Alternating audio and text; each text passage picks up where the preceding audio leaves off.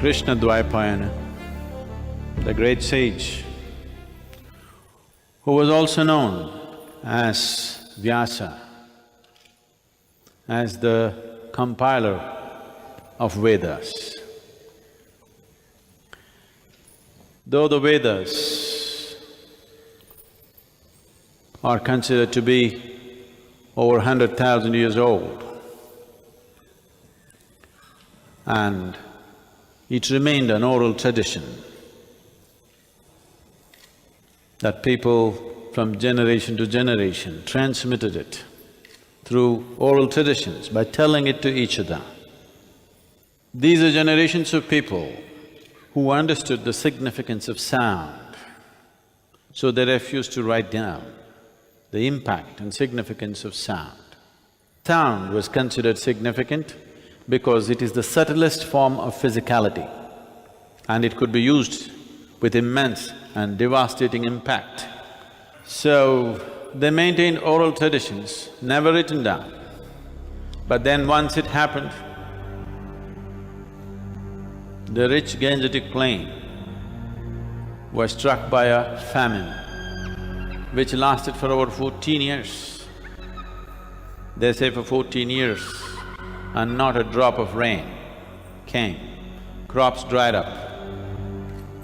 The civilizations of the day wilted away. People forgot to say the Vedas because they were picking up berries and nuts to eat. They completely forgot their traditions. So when once again the rains came and Vyasa saw the loss that had happened to that civilization because they had lost the Vedas, he thought it is best that it is written down, so he compiled it. People say he could only remember and compile, he could only gather only about 8% of the Vedas. This 8% was classified into 4 segments of Veda called the Rig-Veda, Adarvana-Veda, Sama-Veda and Yajur-Veda. So this 8% became 4 Vedas. Even today, these 4 Vedas are considered to be among the greatest documents that humanity has ever compiled or prepared. But it was only 8% of what was said and what he could remember, he put it together. So the next time, he wanted to compile a great story, an eternal story, which could be relevant to people forever and ever. He did not want to take chances. He spoke to 2 people. One is Vaishampayana, his disciple, who heard in awe. But you know, disciples can distort. I know. So he hired a god.